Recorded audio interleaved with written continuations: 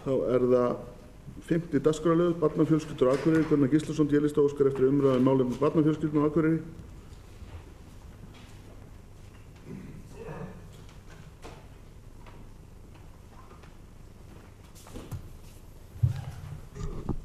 Forseti, ágætu bæjarfulltrúar. Ég óskaði eftir þessar umræðu í ljósi þess að undanfarið hefur verið töluverð umræða um stöðu barnafólks hérna á Akureyri. Umræðan hefur fyrst og fremst beinst að því að óvenju margir foreldrar barna á leikskólaaldri eru ekki að fá pláss í leikskóla fyrir börn sín og ekki heldur nægjanlegt framboð á dagforeldrum til að taka við þeim börnum. Þetta að sjálfsögðu grafalvarleg staða. Það vitað að börnum á leikskólaaldri að fækka í bænum miðað við það sem var hér fyrir nokkrum árum. Sem dæmi má nefna það í 10 ára áætlun sem var unnin á árunum 2012-13 var gert ráð fyrir því að fæðingarárgangur yrði að meðaltali 270 börn. En staðreyndin sú að þeir eru nú á bilinu 230-240 börn á ári. Þetta hefur leitt til þess að farið var að huga að fækkun leikskólaplássa þar sem ekki væri not fyrir öll þau rými sem til staðar voru í bænum. Sunnubóli var lokað síðastliðið haust og Hlíðabóli verður lokað næst komandi haust. Þegar þetta var ákveðið lá fyrir að hausti 2017 kæmist ekki nema hluti 18 mánaða barna inn í leikskóla. Það var að hluta til brugðist við með því, og ég tek það ekki frá meirihlutanum, að var lagt til að fjölga starfsfólki frá hausti og reyna þannig að fullnýta rými leikskólans. Það má ekki gleyma því í þessu samhengi að hausti 2015 voru tekin óvenju mörg einsásgömul börn inn í leikskóla, af því að rými voru til staðar. Þetta leiddi það af sér ekki var eins mikil þörf fyrir alla dagforeldra sem þá voru starfandi. Þeim fækkaði og nú að koma frá skortur sem bitnar á foreldrum sem eiga börn á þeim aldri sem almennt eru hjá dagforeldrum. Það hefur komið fram hjá formanni Fræðsluráðs að það komu óvænt inn yfir 40 umsóknir í leikskólapláss frá fólki sem að flytja til bæjarins. Það hefur einnig komið fram að þessar upplýsingar hafa legið fyrir nokkuð tíma.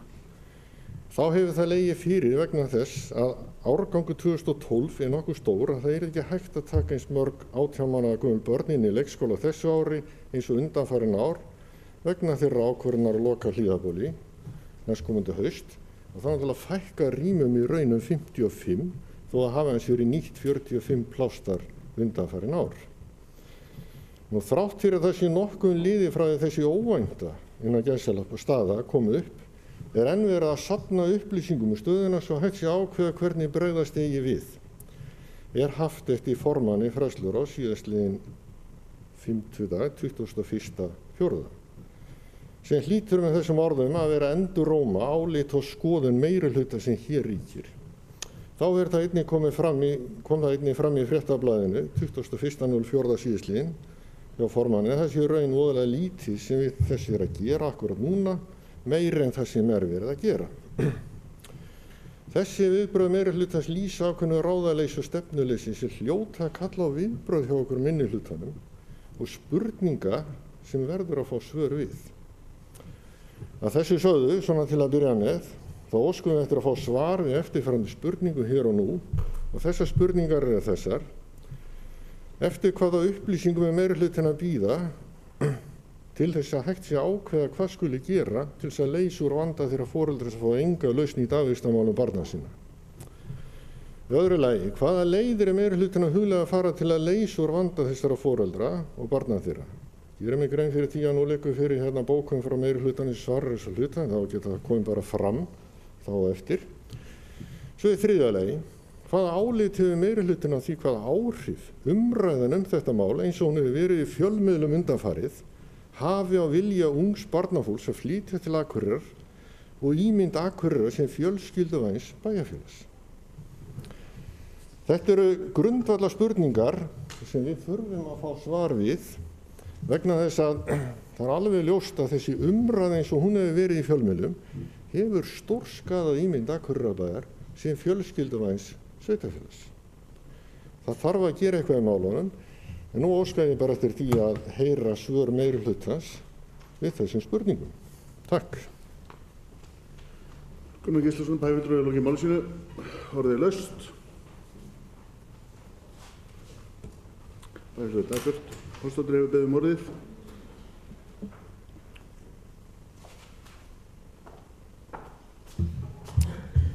Forseti, ágætu bæjarfulltrúar.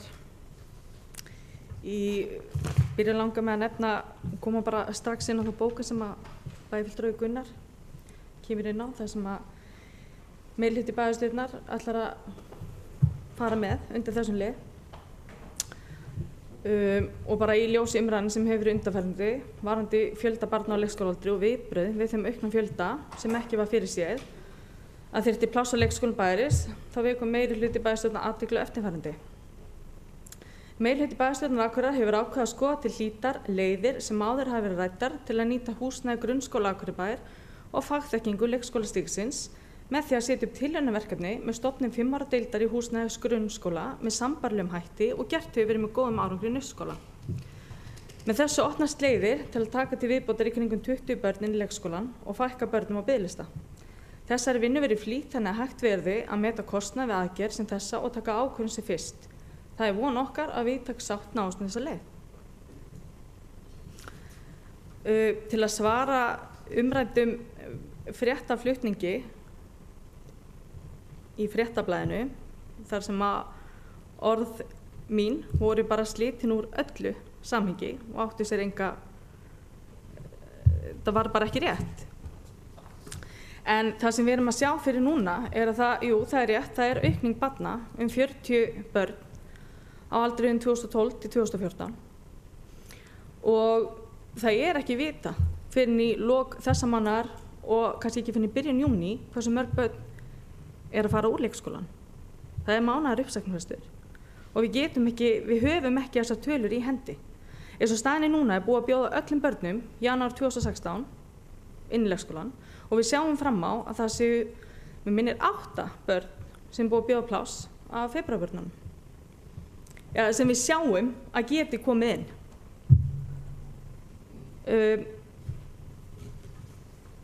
Ég tek undir varðandi dagforeldrana.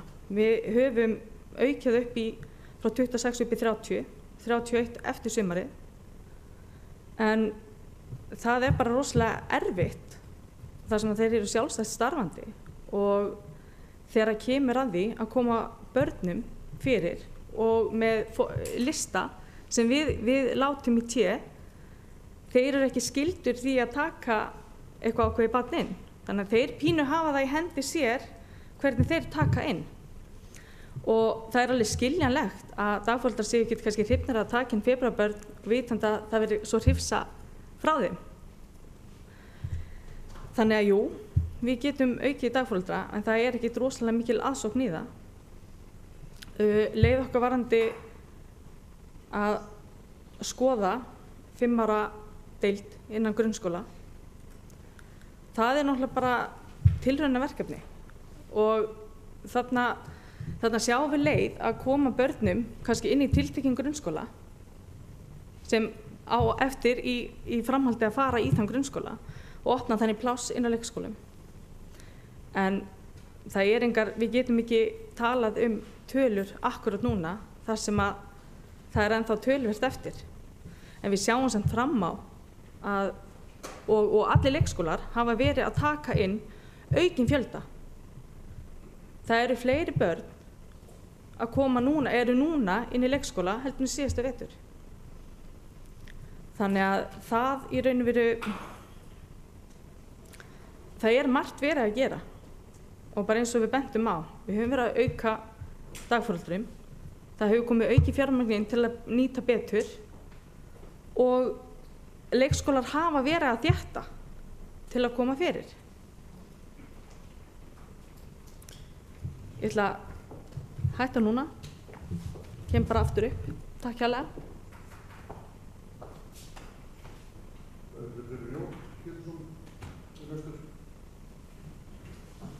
Bæjarfulltrúi Pétur Jón Pétursson er næstur.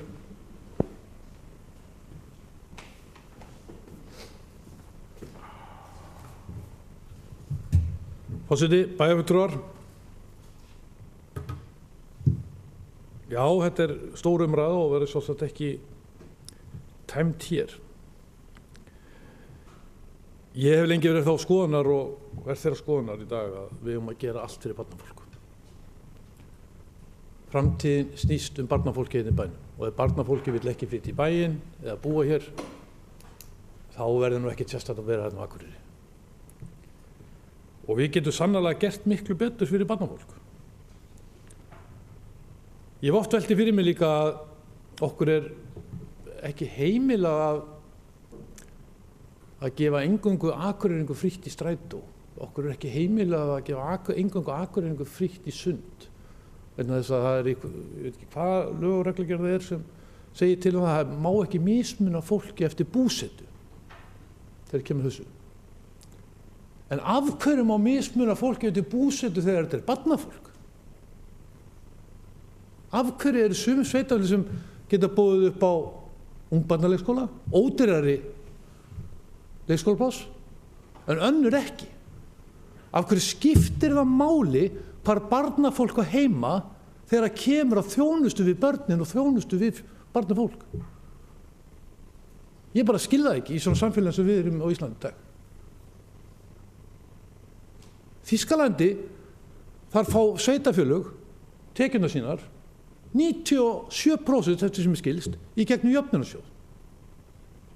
Þar öllu deilt út. Það borgar allir inn og deilt út með þjónustu sem ætlast til þess að þau veiti. Og svo munu þau bara veita hana. Hér það bara hips haps. Hvernig þjónustu við veitum barnafólki? Hvað við rukkum? Og það slagur á milli sveitarfélaga þetta. Þetta miklu, miklu stærra mál heldur við leysum bara hérna inn í bæjarstjórn á Akureyri. Það að taka þetta á landsvísu, svona ætlum við ekki að koma fram við barnafólk. Það á ekki skipta máli hvort það heima hér eða annar staðar. Það búið að setja lög á okkur varðandi við fatlaða og við varðandi öldrunarþjónustu eða gera sértæka samninga, en ekki við gagnvart barnafólki. Þetta oftast það fólk sem hefur það erfiðast í dag. Þetta mesta strögglið. Fjárhagslega, tímalega, uppeldislega, hvar sem við komum.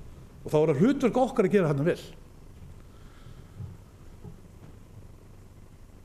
Og við þurfum bara að hafa götsi til að gera það og fara af stað. Það kostar pening, ég veit það. Það kostar pening að gera það ekki. Það veit ég líka.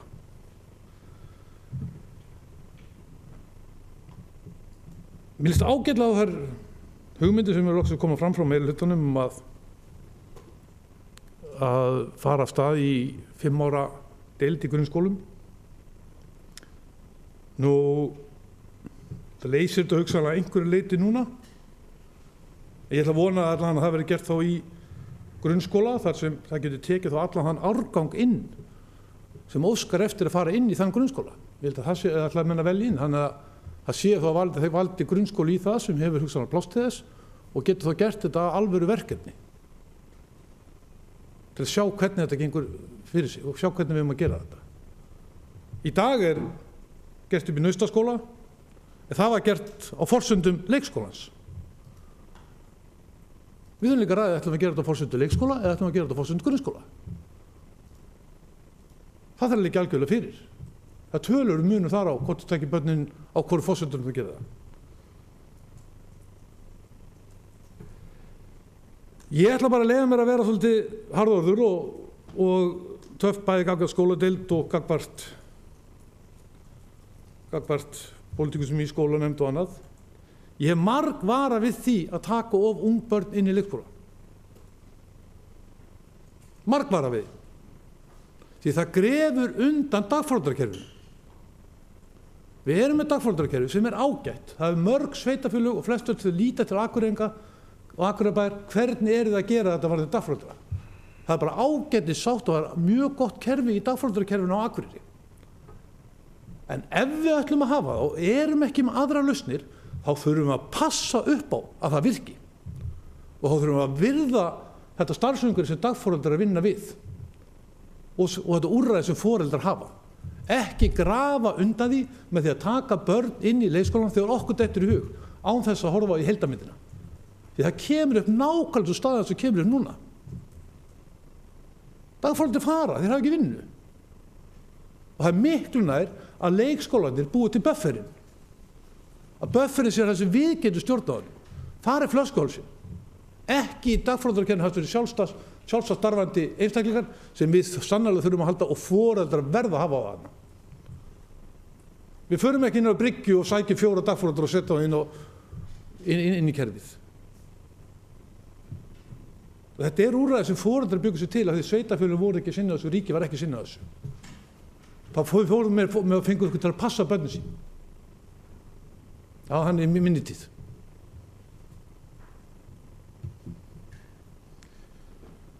En ég mjög hlynntur dagforeldrakerfinu og finnst það gott kerfi og það mikið af mjög flottu fólki þar. Það annað sem má skoða varðandi regluvigandi dagforeldra því að eftir sem mér skilst þá mega dagforeldrar verið með 5 börn.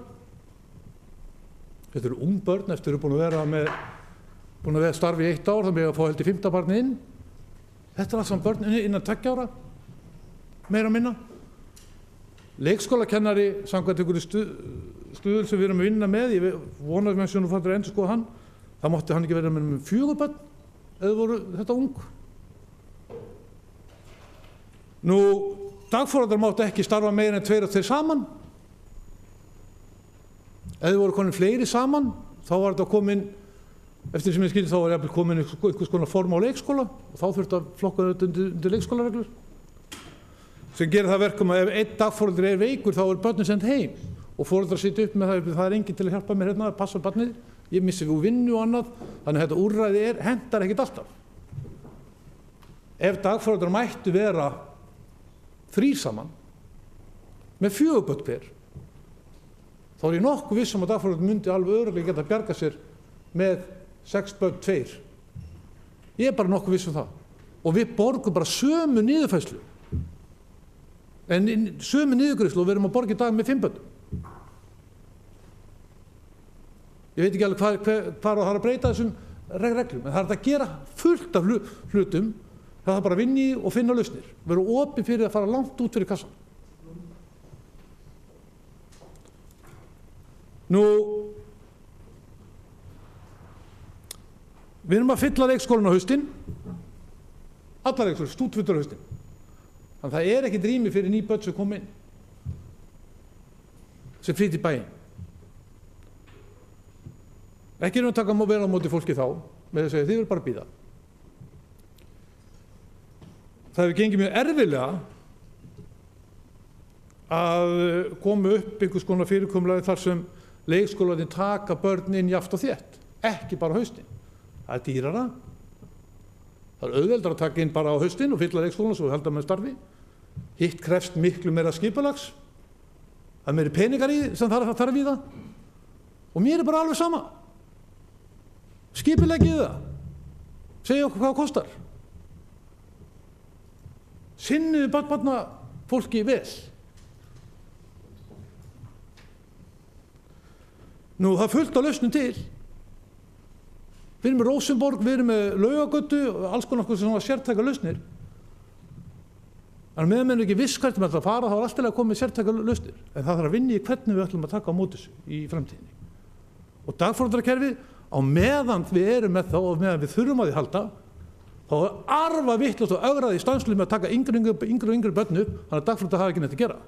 Það er jafn vitlaust eins og loka niðurbrautinni í Reykjavík og við hefum ekki hugmynd hvernig við ætlum að fara með það. Þannig að menn líka skólarnir það líka taka sig á og pólitíkin. Þetta er ekkert besta lausnin, en þetta er eitthvað lausn sem við höfum í dag og þá þurfum við að verja það. En ég ætla að láta nóg í bili. Takk. Brynjólfur Pétursson, bæjarfulltrúi í lokin málsins. Næst tekur máls Gunnar Gíslason, bæjarfulltrúi.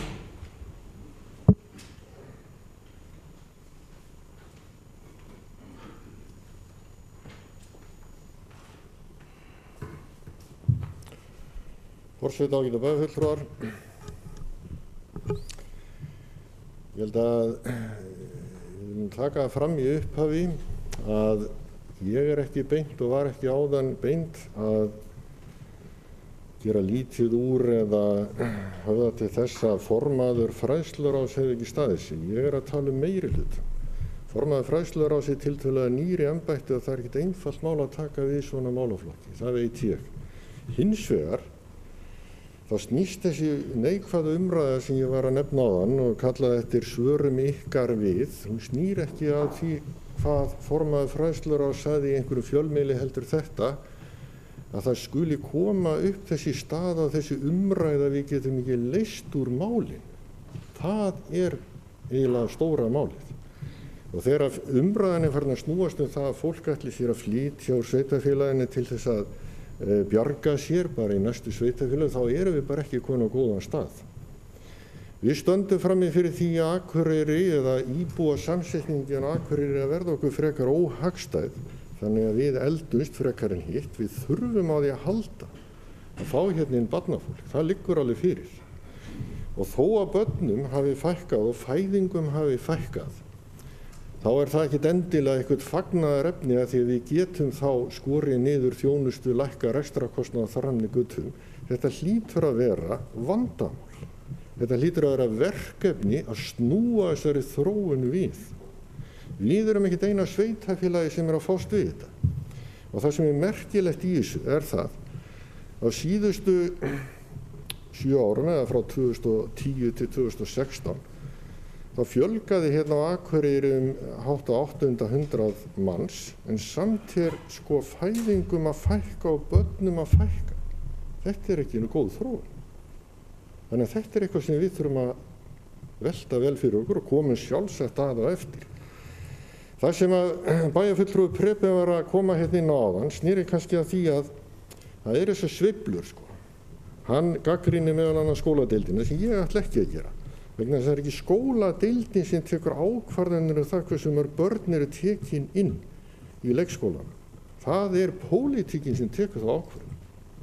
Það pólitíska ábyrgð sem við berum þá í fræðsluráði eða skólanefnd, þar sem sú ákvarðanin tekin.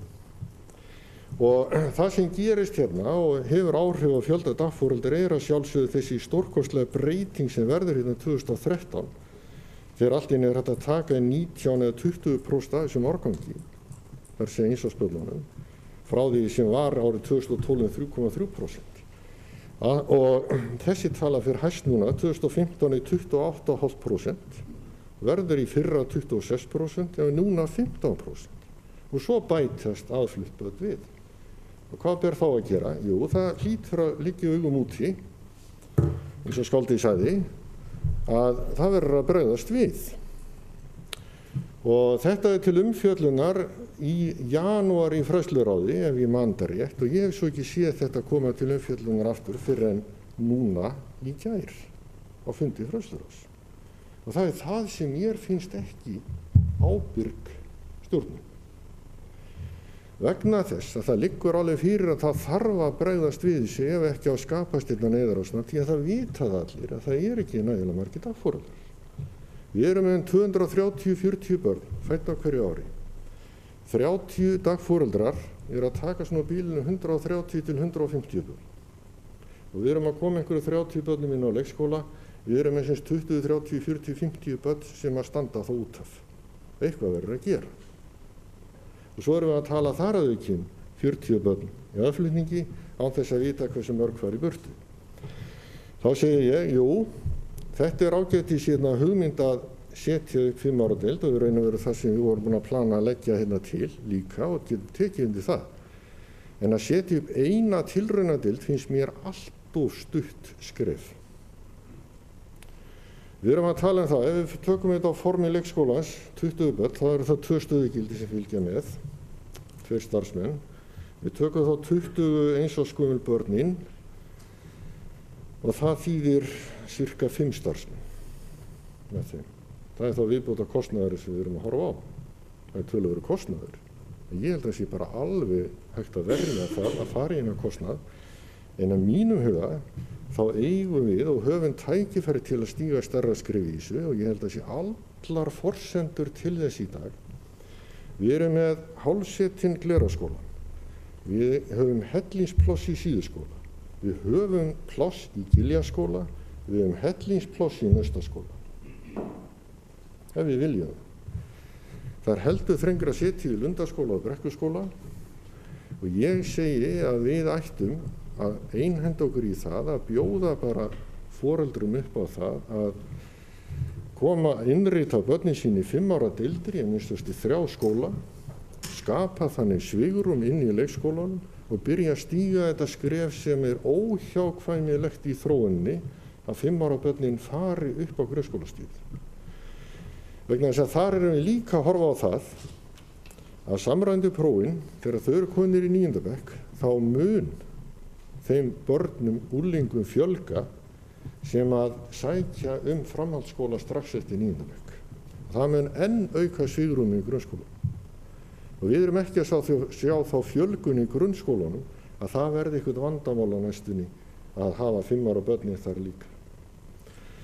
Þannig ef við ætlum að snúa þessu blaði við og takast á við þetta og geta það sagt, verið bara velkomin, hér eru pláss. Þá erum við bara að stíga þetta skref og skapa svigrúmið. Þetta er ágætis hænu skref sem er lagt hérna til, en ég tel að við erum að stíga skrefið lengra til þess að leysa máli en ekki bara fækka á biðlista. Og það er einn pólitíska forgangsröðun, það er einn pólitíska ábyrgð og það er síðan starfsmannanna að vinna úr verkefnum. Og ég held að sé mjög brýnt að við tökum ákvörðum þetta ekki seinnin í fyrradag til þess að geta byrjaðin á undirbúning. Og ég sé sjálfur sér ekkert að því að til að byrja með þá tökum við þessu börnin í grunnskólan á forsendu leikskólans. Þannig að leikskólastarfsmenninni séu með þeim daginn út. En við séum ekki að setja þau inn í stundaskrárkerfi grunnskólans. Hins vegar er þetta að skoða síðan útfærslun á starfseminni með allt öðrum hætti.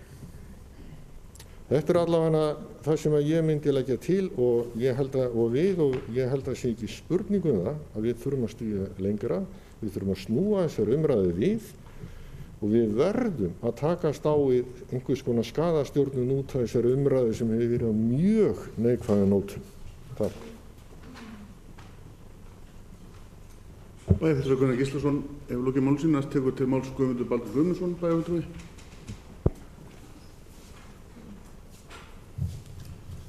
Forseti, ágætu bæjarfulltrúar. Það er nú svona með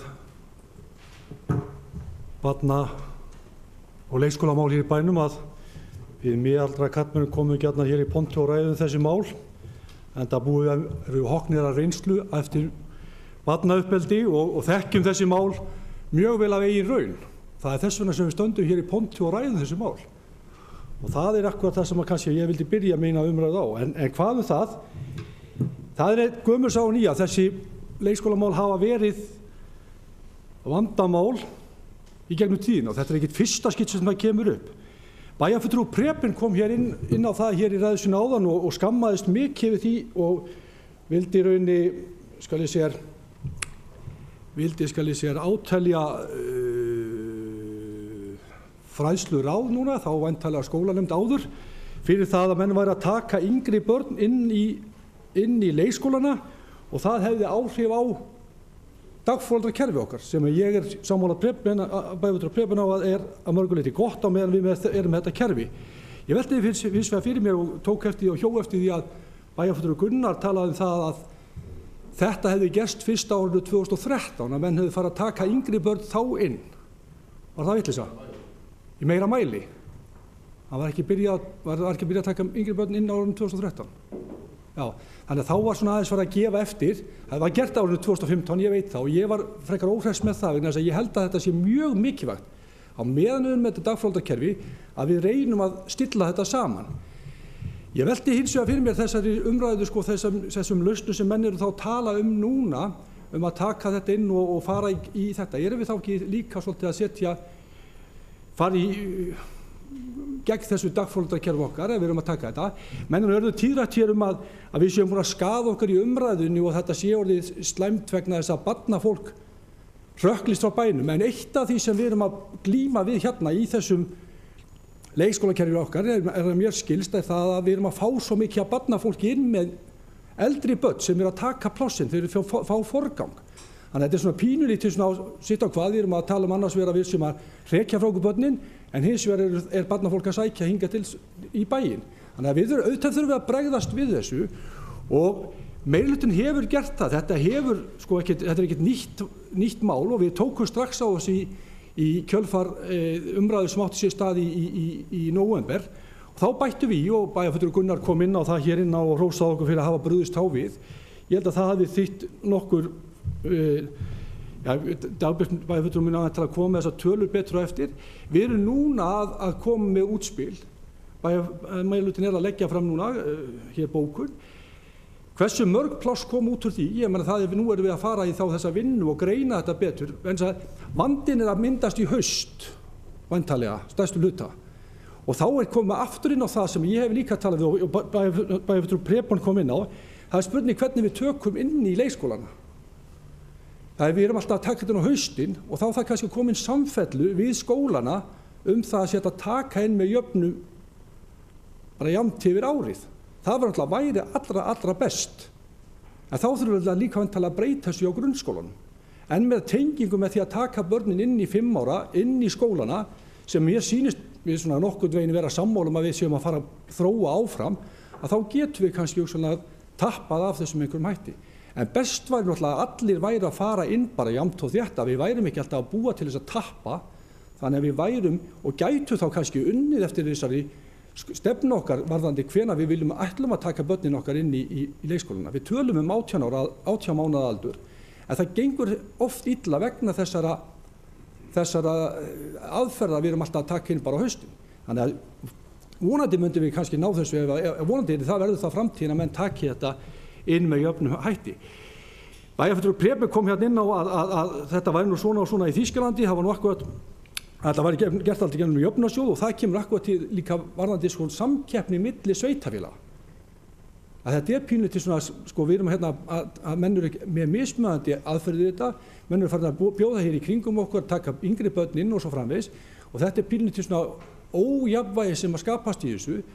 Auðvitað samkeppni meðal sveitarfélaga, en það líka bara, það eru líka mismunandi aðstæður sem sveitarfélög hafa. Við erum að veita hér þjónustu, aðra þjónustu en sveitarfélög hér í kringum okkur og þau geta nýtt sér það.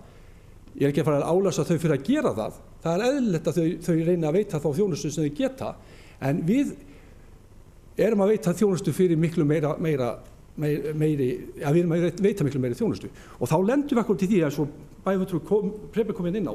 Hann var sjálfur í skólanefnd á síðasta kjörtímabili og talaði hversu kostnaðarsamt þetta væri að bæta í. Og núna setur hann hér í pontu og segir skipuleggi þetta, bætið í þetta. En samt var hann, ef ég maður rétt bæjarfulltrúi Prepon, þá kostaði þetta 300–500 milljónir að fara niður í 12 mánaða. Það er ýmislegt svona sem maður verður að þetta kostar peninga, en auðvitað viljum við gera sem best fyrir barnafjölskyldur í bænum okkar. Það er stefnan okkar allra.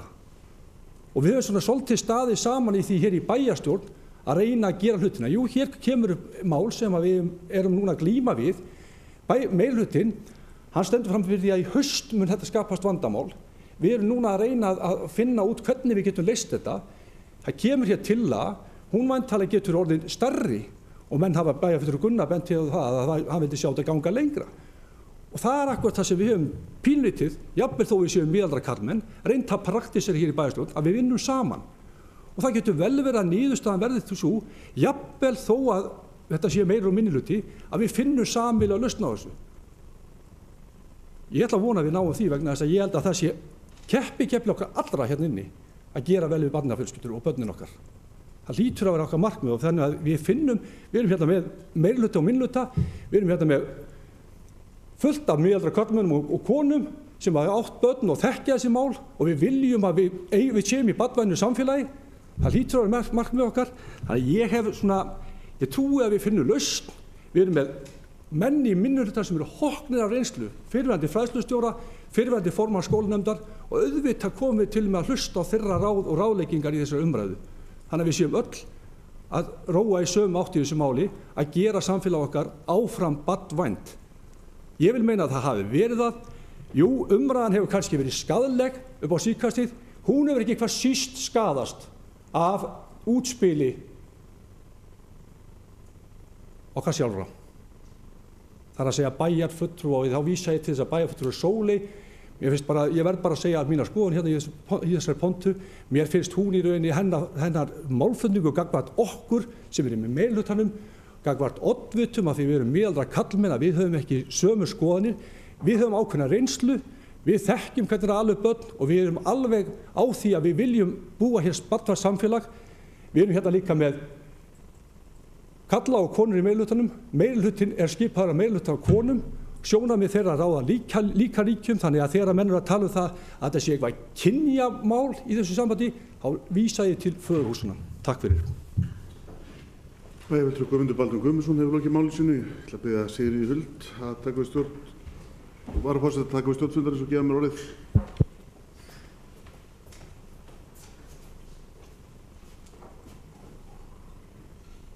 Bæjarfulltrúi Matthías Rögnvaldsson hefur beðið orðið. Forseti, ágætu bæjarfulltrúar. Ég held að við gerum rosalega vel í þessum málum, en við getum alveg örugglega gert betur. Og við höfum alltaf að vera á tánu hvernig við getum bætt okkur í þessari þjónustu eins og annarri þjónustu. Og það er mjög mikilvægt að við séum skynsöm í öllu því sem við gerum í þessum málum eins og öðrum málum. Ég held að hann svona einhvern veginn á bæjarfulltrúar Preben eins og hann hefði bara ekki verið í bæjarstjórnum síðasta kjörtímabili. Ég bara, hugsaði með mér, höfðu menn ekki tök á því að gera þetta allt saman á síðasta ári, en síðasta kjörtímabili. Það vantaði eitthvað upp á meirihlutann. Ég veit ekki hverju voru í stjórn, kannski var það L-listinn, ég man það ekki. En ég hef víst oddviti hans í dag. Ég einhvern veginn upplifði þetta eins og ég hef bara verið á annarri plánetu. Af hverju voru ekki búin að laga þetta allt og redda þessu? Þetta er svona lítið vandamál. Og mér finnst, ef við tökum síðan 3 mánuði, hvenær hefur einhver af þeim bæjarfulltrúum sem er hér inni komið inn í bæjaráð eða bæjarstjórn og sagst ég er á móti því sem þið eru að gera í leikskólamálum. Ég man bara ekki eftir því, sko. Mér hefur fundist við að vera mjög samstiga í því sem við erum að gera í þessum málum. Og mér, það getur vel verið að minni sé að svíkja mig, sko. Ég er reyndar farin að hafa svolítið áhyggjur af því. Mér finnst það svolítið skrítið vegna þess að það kemur einhver umfjöllun í gang og hún á alveg fullkomlega rétt á sér. En að fara inn í þessa umfjöllun strax í fjölmiðlum í staði fyrir að fara og ræða málin, því við vinnum yfirleitt flest öll mál saman. Alveg ótrúlega þétt, og það er nú kannski það sem er verið að gagnrýna oft, bæði fyrir þessar kosningar og núna, hvernig við vinnum saman. Þess vegna finnst mér þetta pínu skrítið. Og ég segi það að við ætlum ekki að útiloka eitt né neitt. Við viljum bara gera þetta skynsamlega og auðvitað verðum við að reyna að vinna þetta hratt og örugglega. En það er kannski ekkert vitrænt að fólk lesi það í vísir að öll börnin eru að fara inn í þennan skóla bara, eða einhvers staðar annars staðar. Við viljum fyrst að fara aðeins yfir þetta og ræða svo við þá sem er í grunnskólanum og þá sem er í leikskólanum og þau börn sem eigi hluti eða foreldrar þeirra. Og þetta er það sem stendur til, þetta er það sem við erum að plana. Og þetta er það sem mun gerast á næstu vikum eða hvernig það er. En auðvitað eigum við að reyna, þetta er að hafa áhrif á vinnumarkaðinn og fleira og ég er bara allur fyrir það að við reynum að standa okkur betur í þessu og reynum að koma inn plássum. En það þarf að gera það skynsamlega og við erum aðeins að anda með nefinu. Það getur vel verið að það hefur komið hérna í síðustu viku eða þar síðustu viku eða fyrir mánuði síðan þar sem að einhverja bæjarfulltrúum úr minnihlutanum eða einhver annar bæjarfulltrúi hefur bara sagt þið eru bara að gera upp á baki í þessum málum, afsakið orðbragðið. En ég man ekki eftir því, vegna þess að mér hefur fundist við bara vera mjög samstiga í þessum málum eins og flestum öðrum málum. Og þannig að ég er bara allur fyrir það að gera þetta vel. Ég vil anda með nefinu, ég vil ekki vera einhverju fjölmiðladæmi, ég vil bara finna lausnir.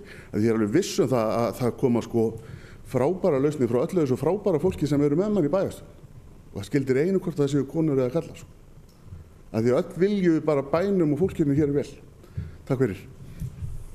Bæjarfulltrúi Matthías Rögnvaldsson hefur lokið máli sínu og vil ég biðja forseta að taka við stjórn fundarins.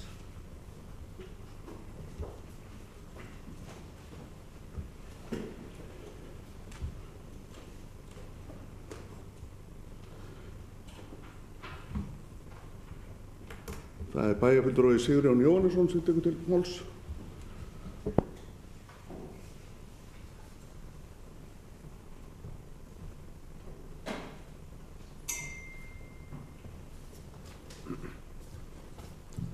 Forseti, ágætu bæjarfulltrúar.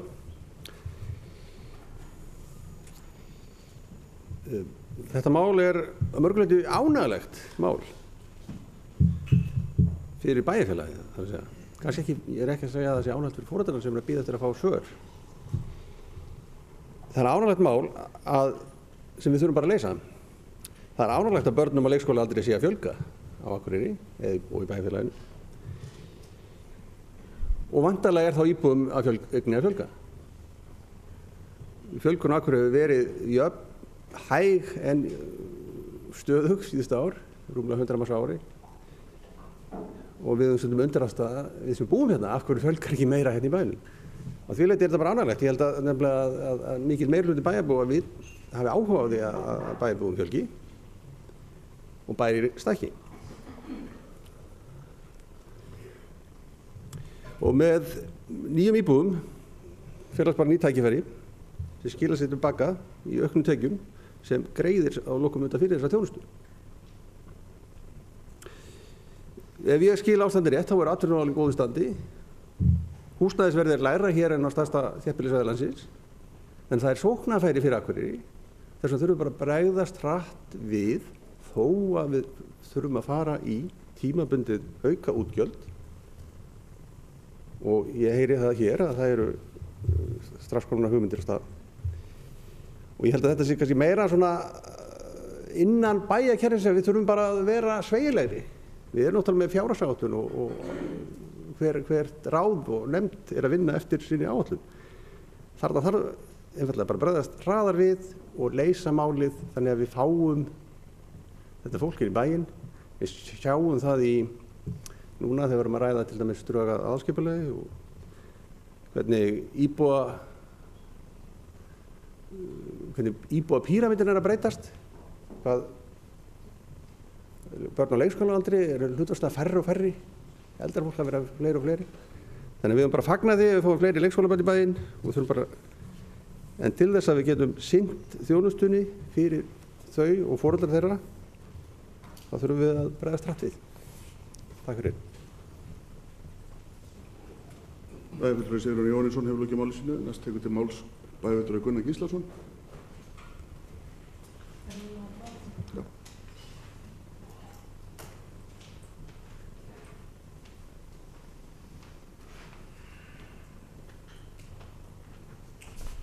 Forseti ágætu bæjarfulltrúar, mig langar aðeins til þess að koma hérna upp og nefna nokkur atriði. Bæjarfulltrúi Guðmundur Baldvin var svona veltaði fyrir sig hvenær börn hefur verið tekin inn, þetta ung. Þetta hefur raun og veru verið gert síðan 1999, misjafnlega hátt hlutfall þó. Við gerðum þetta til dæmis vorið byrjun árs 2006 þegar að Hólmasól kom inn. Þá tókum við óvenju mörg einsásbörnin og lentum við akkurat í sama vanda og við stöndum frammi fyrir í dag að dagforeldrakerfið það laskaðist tíma. Og það er náttúrulega eitthvað sem við höfum að læra af og eins og þú bæjarfulltrúi Guðmundur Baldvin nefndi sjálfur þá orðaði ég það líka hérna í bæjarráði, ég man rétt á þessum tíma þegar við komumst að því að það væri búið að taka allt niður í 15-16 mánaða gömul börn inn í leikskóla þarna árið að þetta var ekki stefnumótun sem var tekin hér og það er það sem mér finnst vantaðina og mér finnst bæjarfulltrúi Matthías ekki eðlilegt að vera að benda á það að einhverjir minnihlutunum hafi ekki sparkað í einhverjir meirihlutunum og bendi ykkur á vandan. Þetta er náttúrulega eitthvað sem að þið berið ábyrgð á. Þið eruð í meirihluti að fylgjast með þessu, eruð að leggja hérna fram stefnumótandi plögg og mér finnst það bara liggja augum út í einu sinni enn að þetta sé verkefni sem er á ykkar könnu, þá á ykkar frumkvæðis könnu.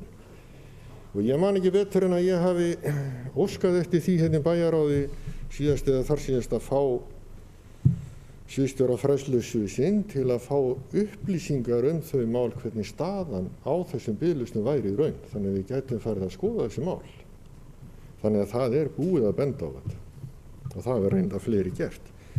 Og fjölmiðlaumræðin er ekki að frumkvæði bæjarfulltrúa. Hún er búin að vera í gangi núna í þó nokkra vikur. Við erum átt okkur á því. Og það er nákvæmlega það sem við þurfum aðeins að bregðast við. Og það er þetta að við þurfum að móta okkur einhvers konar stefnu. Og spurningin er hvers konar stefnu. Það er alveg rétt, við getum ekki verið eins og jójó hérna með dagforeldrakerfið. Nú er til dæmis að leggja áherslu að fjölga dagforeldrum að því við náum ekki nema 15% af árganginum inn. Samkvæmt upplýsingum sem liggja fyrir, þá stefnir í á næsta ári náið 35% árganginum inn. Hvað gerist þá? Þá náttúrulega dagforeldrakerfið hrunið aftur. Og hvað svo næstu ár? Þetta er náttúrulega eitthvað sem gengur ekki, þannig að við þurfum að hafa meðvitað sýn og stefnu það hvað við ætlum að gera. Ég held að við þurfum bara að fara að stíga hérna þá ákveðin skref í því að reyna að finna leiði til að standa við þessa skuldbindingu sem var í raun og veru tekin 2005 þegar skólastefna var samþykkt að við ætluðum að taka inn 18 mánaða gömul börn og þá var verið að tala 18 mánaða gömul börn, ef ég man rétt í september, sem þýddi það að við varum að horfa á janúar, febrúar og mars börnin. Ég sé hins vegar í gögnu núna að það er verið að tala janúar og febrúar börnin. Ég horfa á janúar, febrúar og mars að minnstokasti. Og það er bara þannig. Og það var allt í lagi að geta teygt sig upp í apríl inn í leikskólana af því að við höfum í raun og veru byggingar. Við höfum í húsnæði. Þetta er bara spurning form og fyrirkomulag. Ég er líka þeirra skoðunar að með hagsmuni barna að leiðarljósi þá eigi fæðingarorlofið að vera 1 ár. Á að vera 1 ár. Ég er á móti því sem að núverandi stjórn er að leggja til að hækka greiðslurnar af fæðingarorlofi og leggja það sem einhvers konar lykilatriði núna að hækka hámarkið sem greitt á launum fólks. Það hefur verulega kostnaði för með sér. Þar finnst mér að sé verið fyrst og fremst að horfa á hagsmuni foreldrana. Við erum að horfa á hagsmuni barnanna og byrja á því að lengja fæðingarorlofið, svo getum við tekið önnur skref. Ef við lengjum fæðingarorlofið 1 ár, þá að sjálfsögðu skapast smám saman svigrúm til þess að fara að taka börn bara beint úr fæðingarorlofi inn í leikskóla.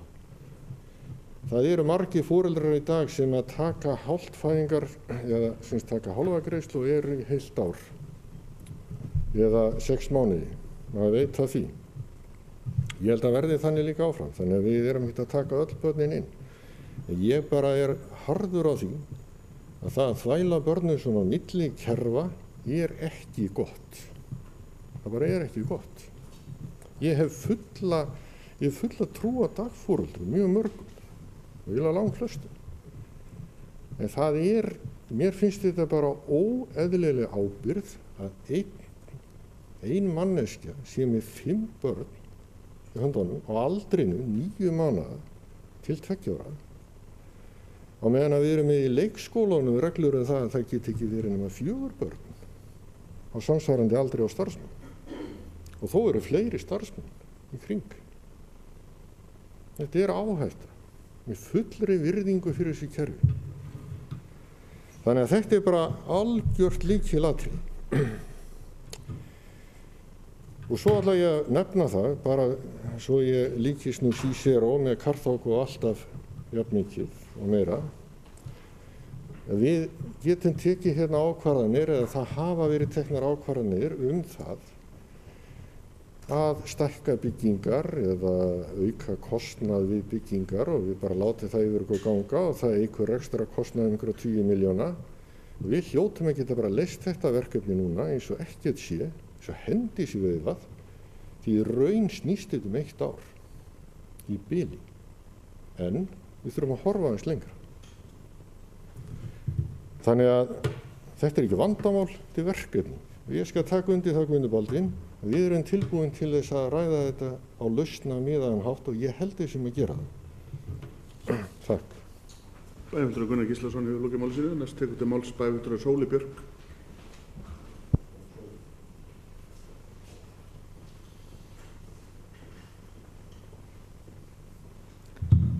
Forseti, ágætu bæjarfulltrúar. Mér langar bara að byrja á því að segja að mér þykir mjög leitt að hafa sært miðaldra karlmennina í salnum. Það var ekki til þess sem leikurinn var gerður að særa. En hins vegar þá hefur umræðan í kjölfari verið mjög áhugaverð. En ég veit líka að hoknir á reynslu sem þið eruð, þá munið þið væntanlega hrista þetta af ykkur og jafna ykkur. En leið þá vil ég þakka þeim 2 ungum kallmönnum sem að starfa hérna við fjölmiðla á svæðinu fyrir að hafa veitt bæjaryfirvöldum það aðhald í þessu máli sem svo mikilvægt. Þar var fjórðavaldið sannarlega að standa sig. Þessi umræða bara góð og mikilvæg. Það vantar ekki hugmyndir að lausnum. Það vantar auðvitað bara peninga. Og ég hlakka til að sjá næstu fjárhagsáætlun því þar mun forgangsröðun meirihlutans birtast. Auðvitað þetta agalegt. Þetta agalegt fyrir meirihlutan og þetta ekki gott fyrir ímynd Akureyrar svona umræða. En það versta auðvitað á endanum bitnar þetta bara á foreldrum þeirra barna sem ekki komast inn. Ég held að lausnin sem að meirihlutin kemur hérna upp með sé bara mjög góður grundvöllur og ég hef engar efasemdir að kerfið okkar mun finna góðar lausnir. Eins og ég segi, það ekki vandamálið. Það þarf að hafa það í huga. Það náttúrulega 20 í þessu máli. Annars vegar erum við með vandamál sem tímabundið, sem núna í vetur, en hins vegar þetta vandamálið sem þetta kerfi, sem algjörlega ósveigjanlegt, eins og hefur náttúrulega komið hérna fram,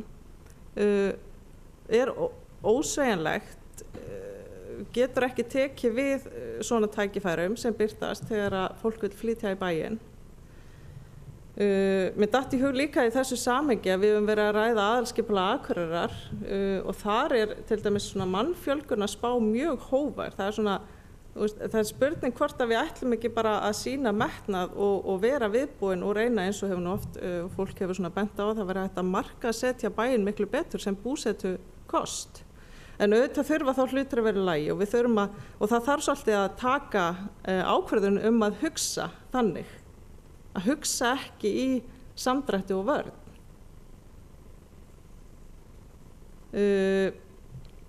En núna sem sagt búið að grípa til og auðvitað hefur ýmislegt verið gert. Ég meina það ekki eins og meirihlutin hafi setið í algjöru andvaraleysi. Ég meina það búið að þjappa inn í leikskólana sem fyrir eru. En þá kemur nefnilega öðru og það þetta með kerfið okkar að það í raun og veru gagnrýnivert þetta pláss sem við erum að skammta börnunum fyrir og þar að leiðandi höfum við mjög takmarkað pláss fyrir þjöppun. Og í því sambandi þá sagði við mig einn leikskólakennari benti mér á að við erum með reglugerðir sem að snúa því fjölda kjúklinga á fermeter eða fjölda svína eða lamba eða hvað það á að vera, en ekki barna. Við erum ekki þar. Og eftir þess að ég best veit, þá þurfum við að gera betur þar. Við þurfum að gefa börnunum aðeins meira pláss, rými. En kerfið, eins og ég segi, kerfið þröngur stakkur. Og það getur verið öðruvísi. Það þarf bara að taka ákvörðun að hafa það öðruvísi. Það hægt að taka inn yngri börn. Það hægt að Og það bara að ákveða það einmitt, hvort að við viljum gera það eða hvort við viljum hafa dagforeldrakerfi með þeim göllum sem hér hefur verið bent á, því að þeir eru svo sannlega til staðar. En það sem kosturinn fyrir kerfið, þar að segja, fyrir hið opinbera, að útvista sveigjanleikanum til einkaaðila, dagforeldra, að þeir taka sveigjanleikan á sig. Það eru dagforeldrarnir og það eru foreldrar barnanna sem að taka sveigjanleikan og vandamálin á sig. Þegar það þarf buffer. Og það eitthvað sem við þurfum líka að hugsa og taka ákvarðanir hvort við ætlum að hafa áfram eða ekki. Vegna þess að þetta auðvitað bara pólitísk ákvörðun og spurningu forgangsröðun. Ég hefur svo sem ekkert miklu við þessa umræðu bæta. Mér finnst bara mikilvægt að við gerum okkur grein fyrir því að jú, við erum með elda sem brenna núna, það þarf að takast af það. Og mér heyrist meirihlutin ætla bara að standa sig þar og séu konur með slökkvitækin á loft og það bara mjög gott. En hins vegar þá sitjum við uppi með umræðuna hvernig kerfi ætlum við að hafa í framtíðinni. Og það þurfum við líka að ræða, en kannski ekki hér og nú, en allavega þurfum að hafa í huga. En aftur, ég segi bara aftur, hlakka til að sjá fjárhagsáætlunina. Takk fyrir. Bæjarfulltrúi Sóley Björk hefur lokið máli sínu. Næst tekur við máls bæjarfulltrúi Preben Jón.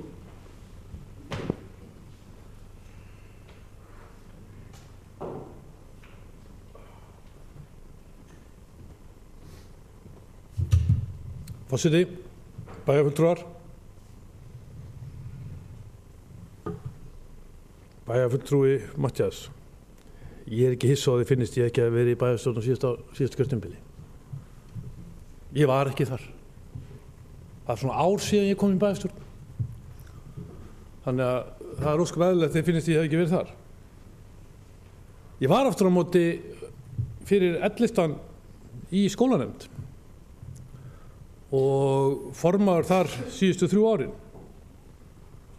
Ég gríðarlega þakklátur fyrir þann tíma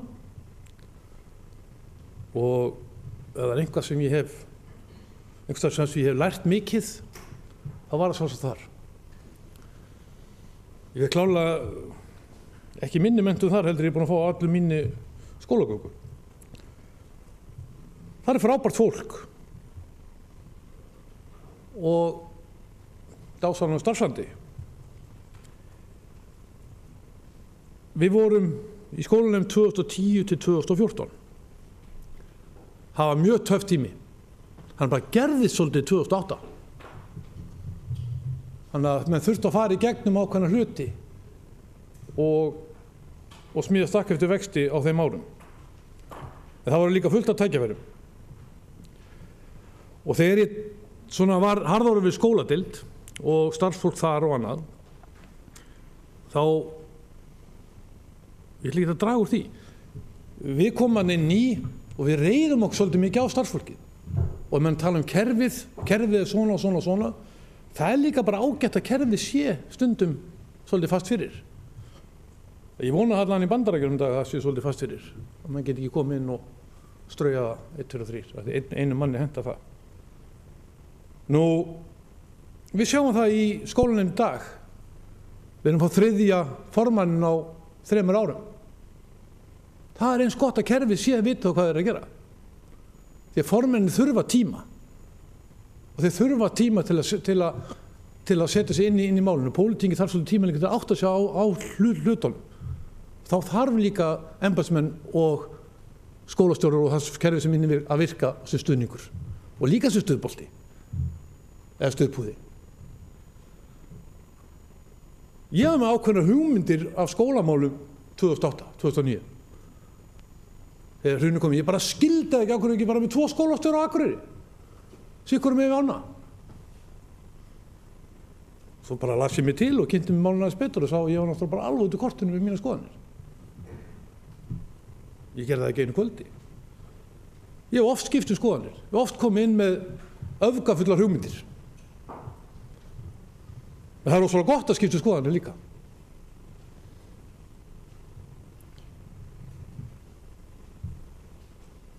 Ég myndist aldrei á ungbarnaleikskóla í ræðinu minna bæjarfulltrúi Guðmundur. Aldrei. Ekki einu orði. Ég hef aldrei talað fyrir ungbarnaleikskóla neins staðar.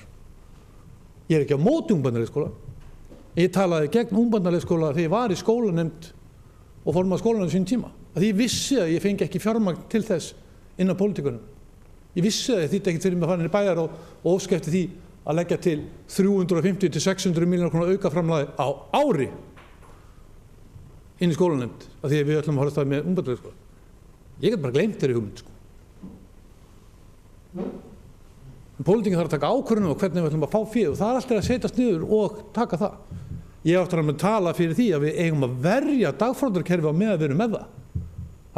Það er miklu ódýrara kerfi. Dagforeldраkerfi er ekkert slæmt kerfi, það þarf að sinna því. Og þegar ég tala það að það ábyrgð skólastofnanirnar og skólana, bæði leikskólan og annað, þá þurfa þeir líka, þeir sem skipuleggja með hvað hætti við tökum inn í leikskólana. Það er ekki pólitíkusar sem ég sit ekki við eldhúsborði heima og skipulegg það hvernig við að taka inn í leikskóla. Ég margtalaði um hvort við mætti gera að dreifa sig yfir árið. Þetta var eiginlega aldrei hægt.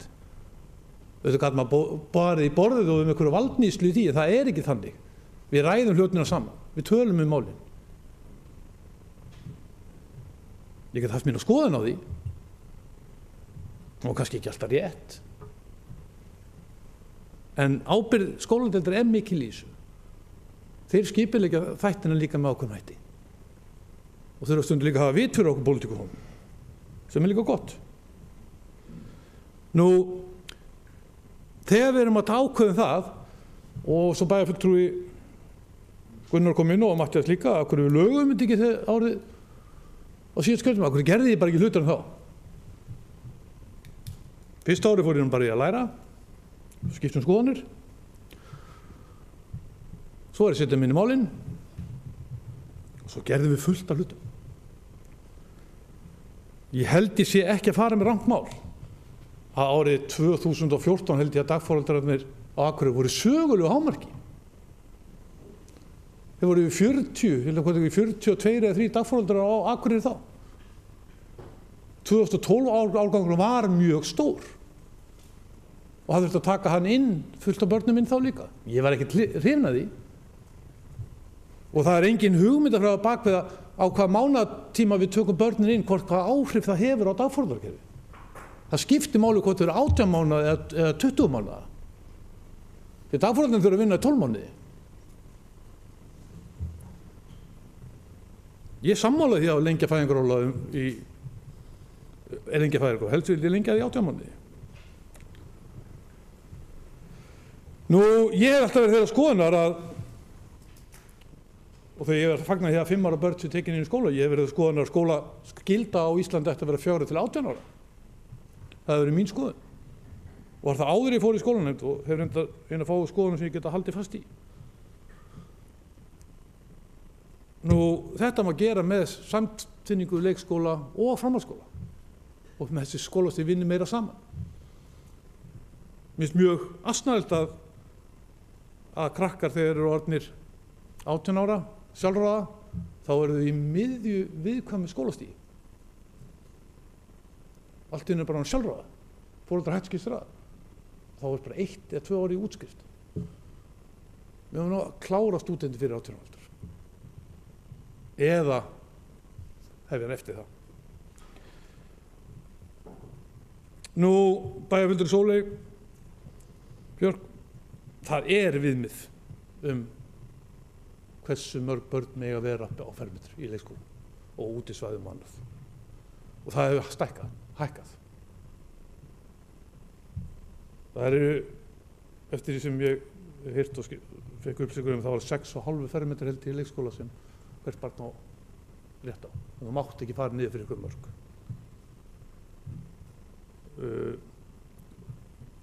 Ég get hissa á að fólk veit ekki almennt, en það er unnið eftir svona reglum. Það er fólk sem vinnur eftir þessu reglum. Það verður skipuleggja leikskóla, skipuleggja útisvæði og það tekið tillit til þess hvort útisvæði þoli ákveðin fjölda barna á svæðinu. Þannig að það er alveg unnið eftir þessu. Og þar er ágætt að kerfið stoppa okkur pólitíkus af þegar við viljum bara dæla börnum í kannski. Það hefur kostað galla að þeir séu fasti fyrir.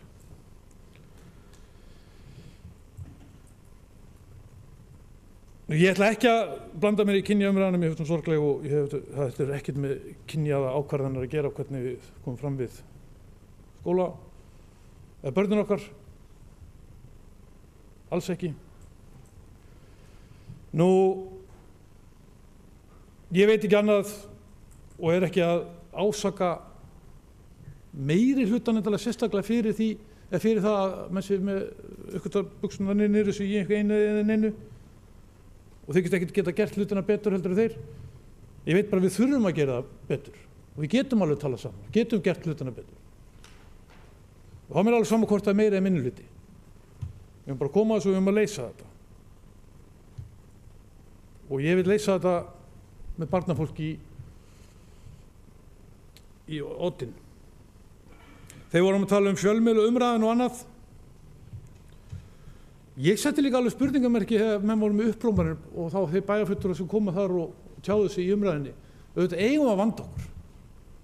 Þetta er bærin okkar. Og það er ábyrgðarhluti hvað maður segir bærin okkar, hvort sem er bæjarfulltrúi eða starfar í nefndum eða hvað. Við eigum alltaf að reyna að tala bærin okkur upp. Tökum svo slaginn hérna inni. Ég er bara alveg þar. Mér var skrítið að sjá og ég ætla bara að segja þó að mönnum finnist það flott hjá mörgum blaðamönnum og annað,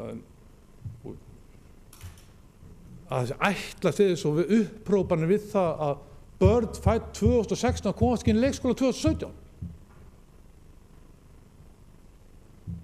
Við erum að tala börn sem fædd 2016 ætti öll að vera komin í leikskóla 2018. Þetta ekki nema árað. Hvað erum við að tala? Einhvað af börnum, Gunnar kom reynda, Gíslason bæjarfulltrúi kom inn að tala janúar og febrúar börn, en það bara eins og öll börn sem voru fædd í fyrirsögninni 2016 ætti bara komast í leikskóla 2017. Þannig stóð fyrirsögnin. Og það komi upprópanir og Facebook-umræðan var mikil. En við þurfum líka svolítið að tala niður svo við erum að leysa þetta. Öll sumur. Við reynum að gera það. En takk fyrir og gangi vel. Og mér líka. Bæjarfulltrúi Preben Jón Pétursson hefur lokið málsinu og næst tekur til máls það bæjarfulltrúi Sigríður Huld.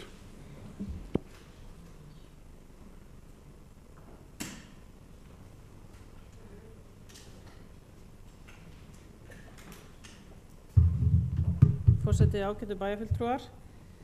Nú byrjaði að taka undir þau orð sem að bæjarfulltrúi Preben kom hérna inn á í lok sinnar umræðu að vanda okkur ávallt í því sem að við erum að fjalla þegar við erum að fjalla bæinn okkar, því að ég veit alveg að við höfum öll mikið metnað fyrir okkar bæjarfélag og eigum að sjálfsögðu að vera það fólk sem er þar fremst í flokki.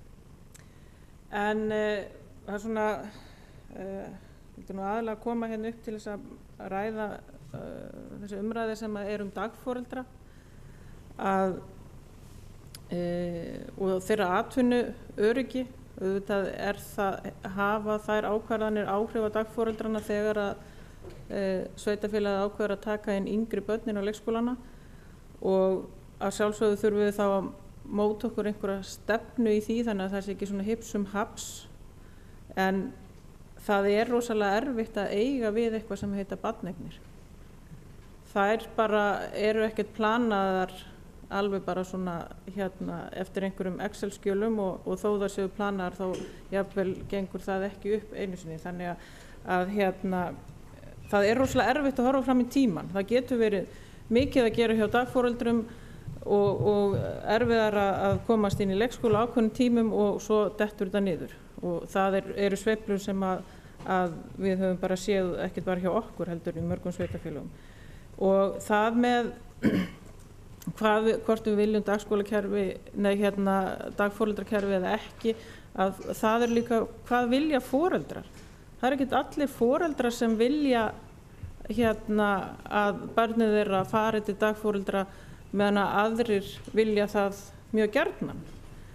Þannig að í dag hafa foreldrar þennan valkost, sem sagt dagforeldri, og sumir meira segja að velja það að vera sem lengst hjá dagforeldri, en þessar mismunandi skoðanir foreldra á því hvort að börnunum hjá dagforeldri til lengri eða skemmri tíma eða alls ekki neitt, að það þarf auðvitað að taka tillit til þeirra umræðu og hlusta á svolítið hvað það er sem foreldrarnir vilja.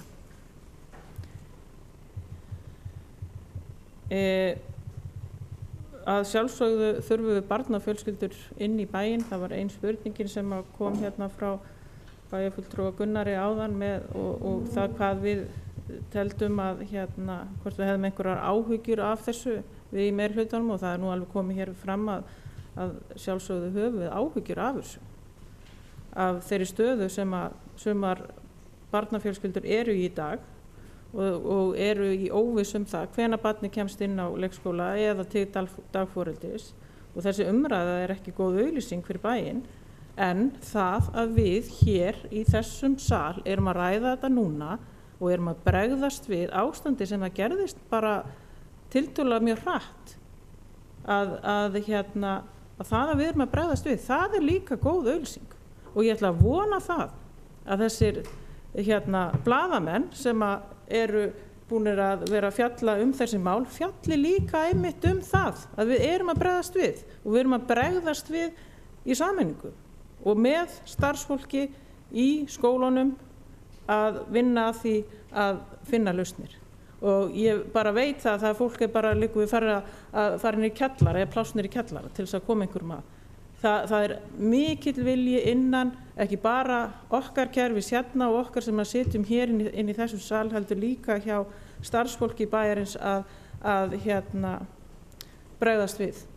Því að flest af okkur höfum staðið í þeim sporum að vera foreldrar og það að koma börnunum okkur einhvers staðar að.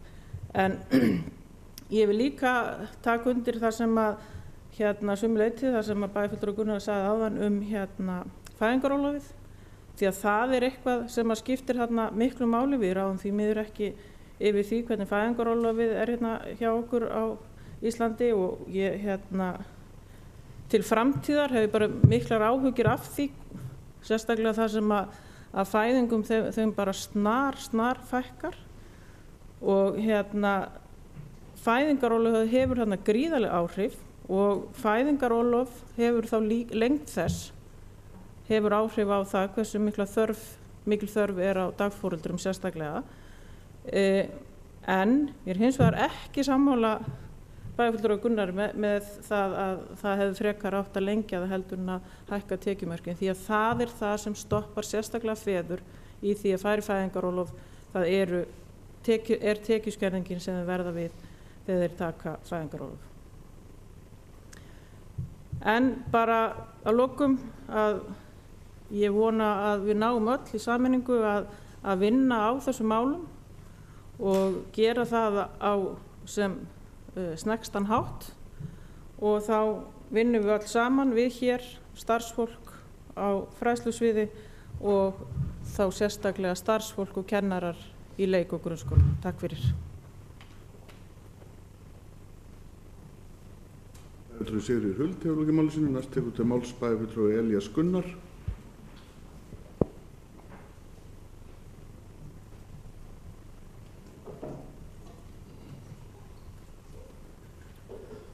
Forseti, ágætu bæjarfulltrúar.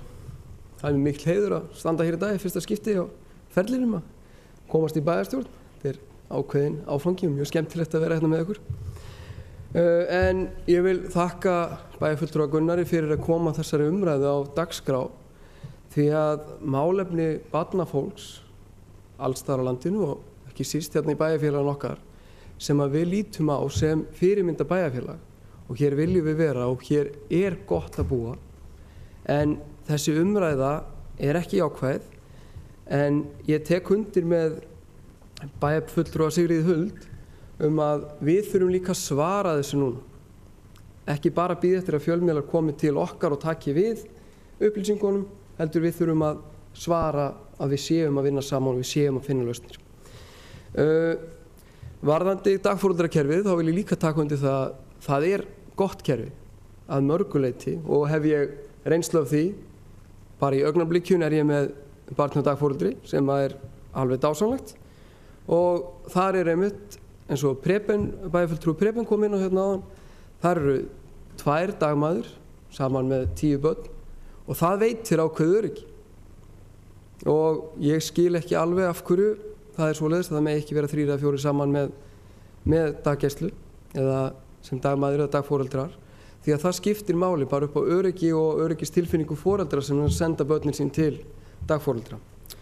En síðan það þetta bil frá 18 mánaða aldri sem að margir foreldrar lenda í af því að barneignir eru ekki alltaf skipulaðar þannig að það passi akkurat í janúar og febrúar og komist þannig inn eins og hálfs árs eða 18 mánaða að það sá tími. Ég sem sjálfur í því að ég með barn sem fætt í júlí í fyrra og kemst inn í haust og verður þar að leiðandi 25 mánaða þegar það kemst inn á leikskóla og það nú rétt rúmlega 18 mánaða.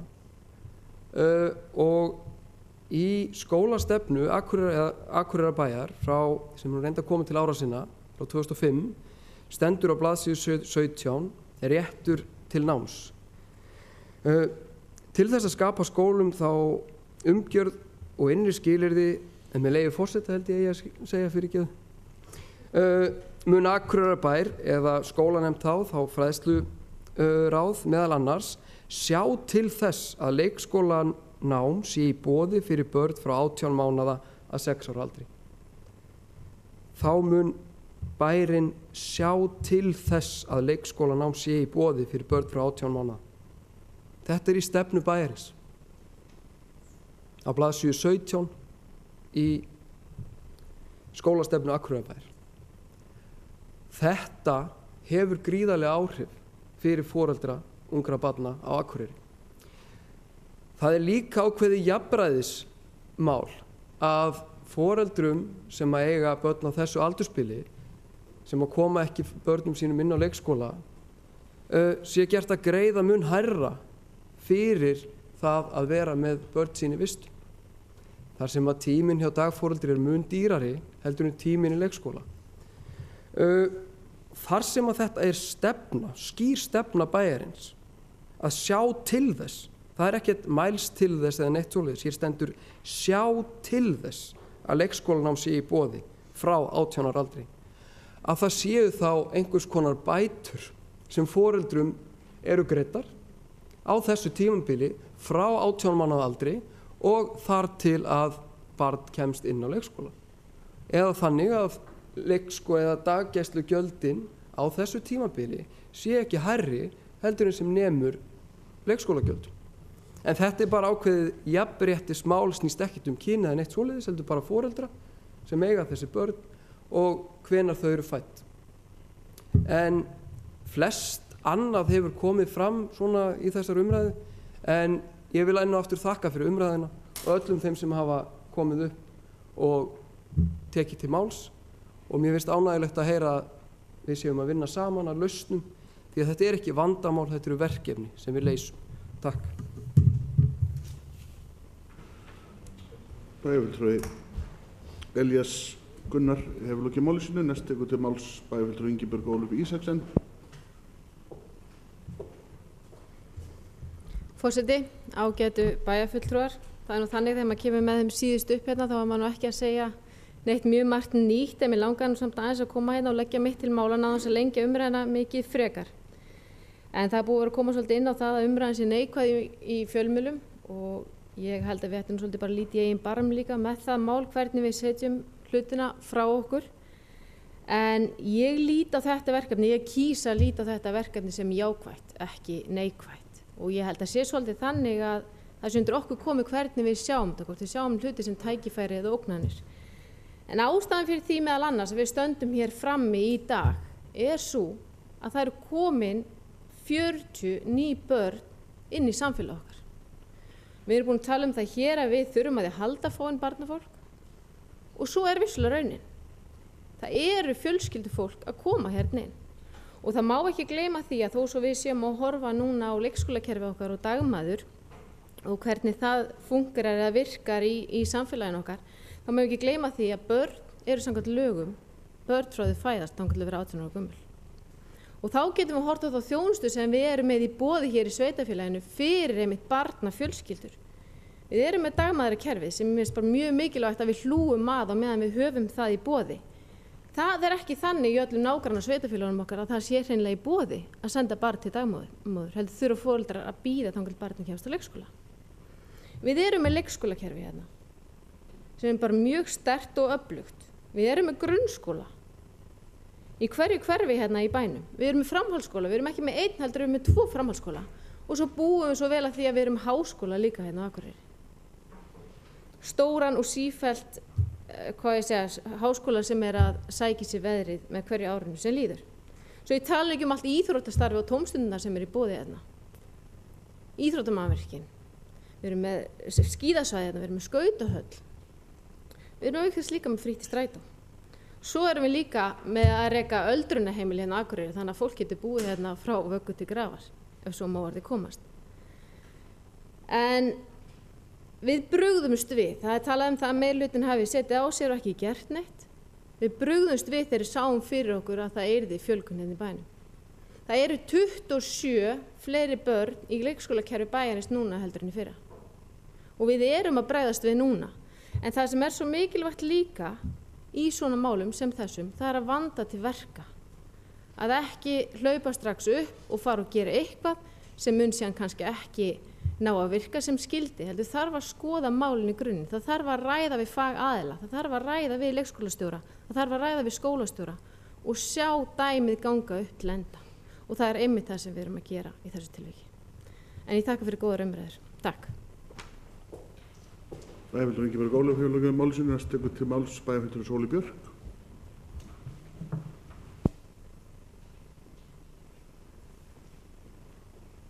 Forseti, ágætu bæjarfulltrúar, ekki til að lengja þessu umræðuna sérstaklega mikið. Það eru 2 atriði sem að mér finnst mikilvægt að koma hérna á framfæri. Og það var kannski annað atrið þetta, og mér datt það bara í hug þegar ég heyri bæjarfulltrúa Elías tala skólastefnuna. Vegna þess að ég hef stundum talað skólastefnuna vegna þess að þar svo ofboðslega skemmtilegt að þar stendur, með leyfi forseta, leita leiða til að gera leikskólan gjaldfrían. Ég ofsalega hrifin af þessu. Ég hef auðvitað sagt það nokkrum áður. Þarna pólitík. Hún hefur bara ekki verið framkvæmd. Ég ofsalega spennt að sjá hvernig fer með þetta atriði í endurskoðun skólastefnunar. Vegna þess að það skiptir máli.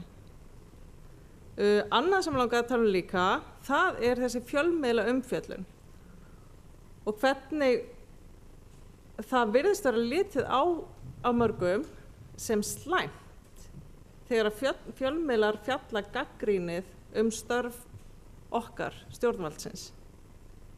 En það ekki slæmt, það gott. Það gott að hafa sterka fjölmiðla sem veita aðhald. Það gott fyrir fólkið, eins og ég sagði áðan, fjölmiðlar eru fjórða valdið. Þetta gríðarlega mikilvægur hlutur í samfélaginu okkar og við erum heppin vegna þess að við erum það lítið samfélag að það ekkert gefið að hér séu fjölmiðlar sem að takast á við erfiðumálin og sem að gagnrýna og þeir eiga í raun og veru ættu að fá þakkir fyrir og þeir fá það frá mér. Takk fyrir. Bæjarfulltrúi Sóli Björk hefur lokið máli sínu. Eiríkur Björn Björgvinsson hefur beðið málið. Bæjarstjóri. Forseti, ágætu bæjarfulltrúar, ég verð að koma aðeins upp vegna þess að ég verið að ræða fjórða valdið. Mig langar aðeins að koma inn á það í þessari umræðu. Fjórða valdið líka mjög vandmeðfarið vald og við þekkjum það bara úr þessari umræðu og ég þekki það mjög vel sjálfur úr þeim umræðu sem ég lendi í varðandi leikskólamál og önnur mál varðandi sveitarfélagi að það mjög mikilvægt hvernig fjölmiðlar og þá blaðamenn fara með þær upplýsingar sem þeir hafa frá okkur, sveitarfélaginu eða bæjarfulltrúum og öðrum og fari rétt með það vald sem þeir hafa, þar að segja þær upplýsingar þeir hafa frá okkur.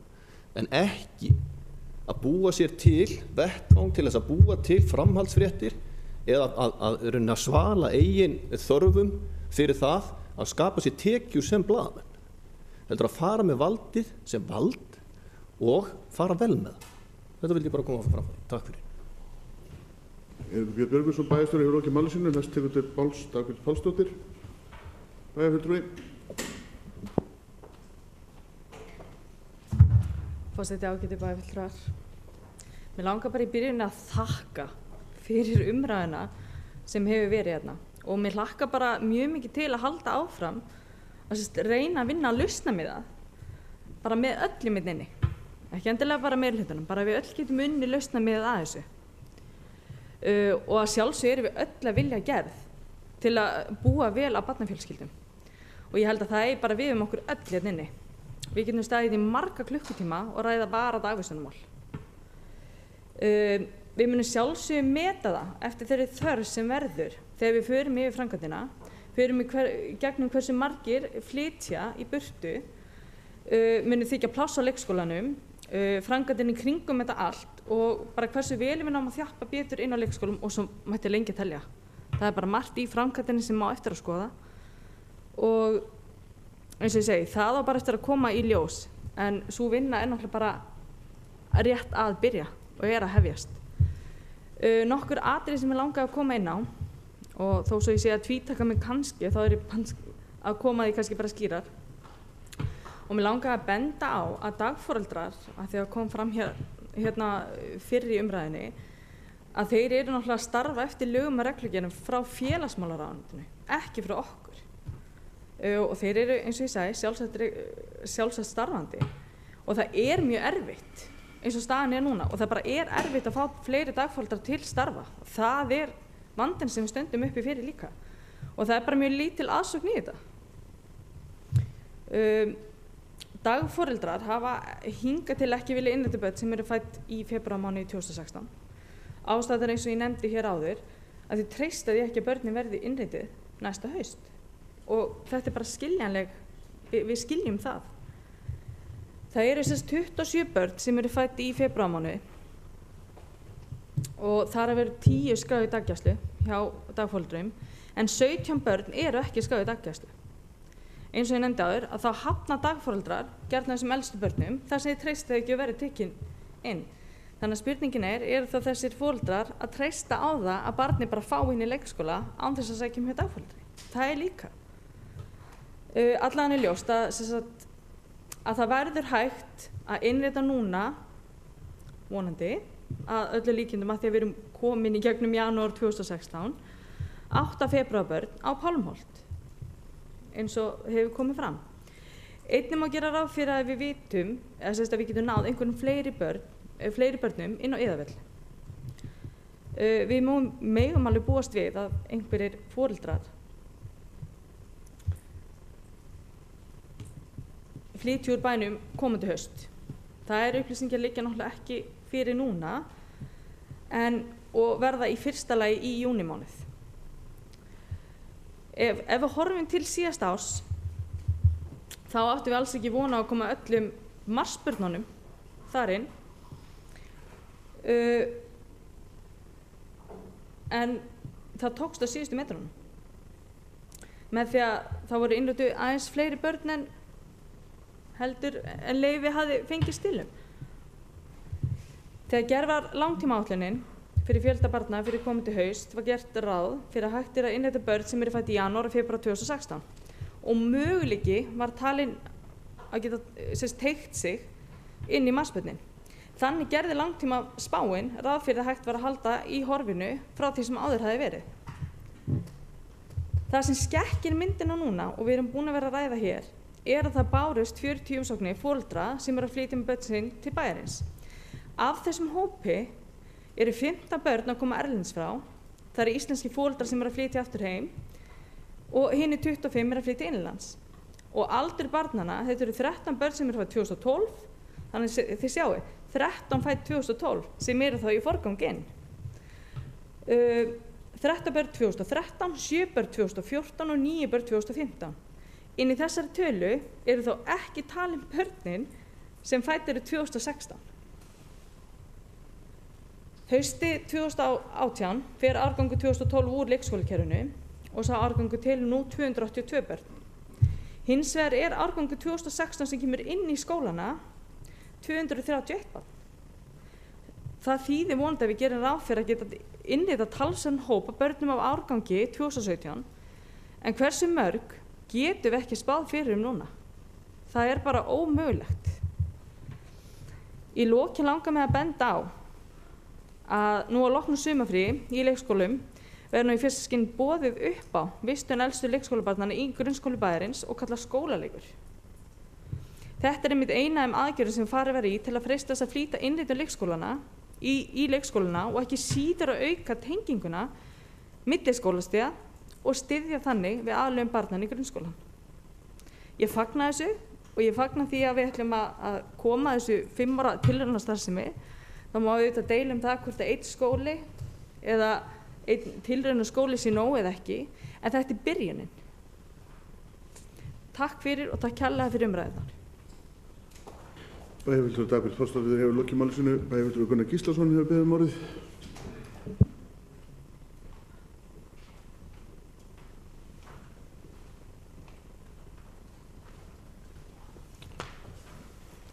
Virðulegi forseti, ágætu bæjarfulltrúar. Það kom eiginlega þjáningarsvipur á forseta þegar ég bað orðið. Ég verði ekkert mjög langmál. Marg orður þetta í viðbót.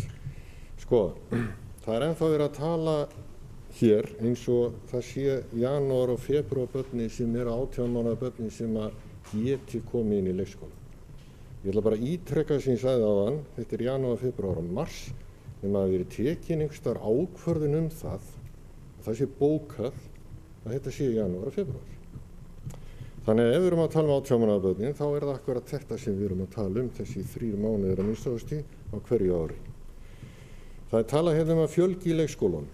Það hefur gerst áður og sem betur fer þá erum við með starfsfólk og stjórnendur í leikskólanum sem eru sveigjanlegir og bregðast við aðstæðum og gera það vel. Hins vegar er spurningin þessi er það endilega lausnin?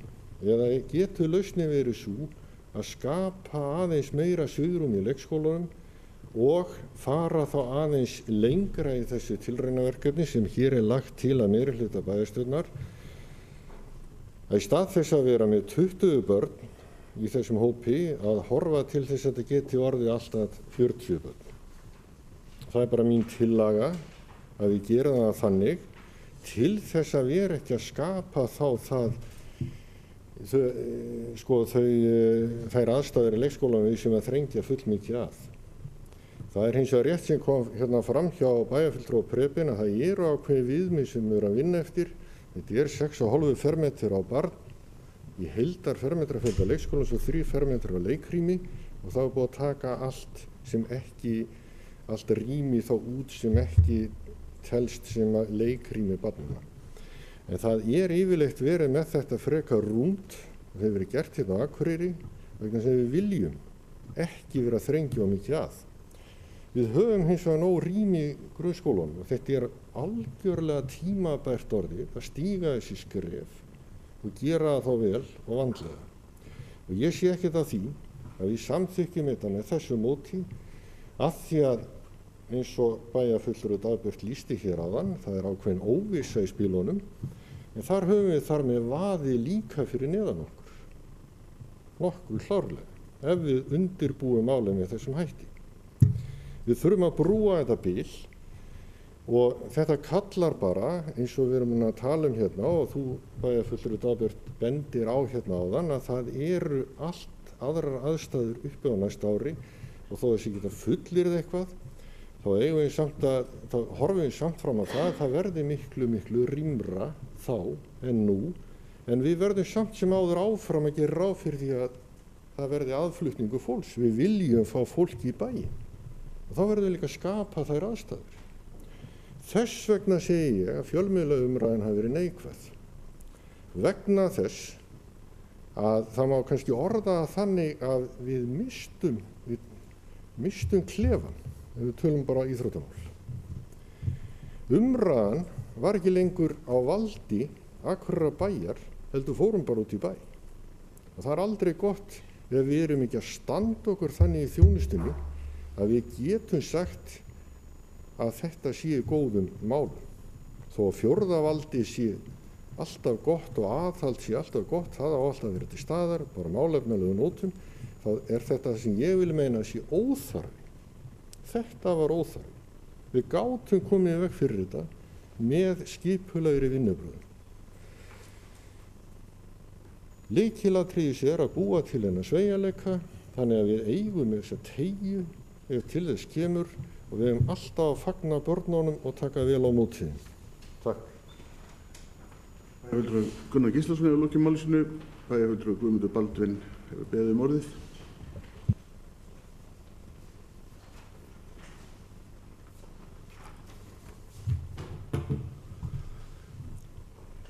Forseti ágætu bæjarfulltrúar.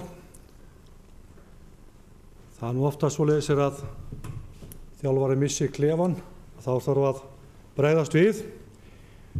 Oft er það nú þannig að vegna þess að leikmennir eru að laupa út undan sér sem menn missa klefan og þá þarf að sýna smá aga. Í þessari tillögu sem við lögðum hér fram sem er bara bókun meirhlutans, það er ekki verið að bera hana undir til atkvæðagreiðslu eða slíkt, þetta er bara bókun þetta mál, þannig að við erum ekki að tala um einhverja atkvæðagreiðslu og ná einhverju málamiðlun eða neitt slíkt.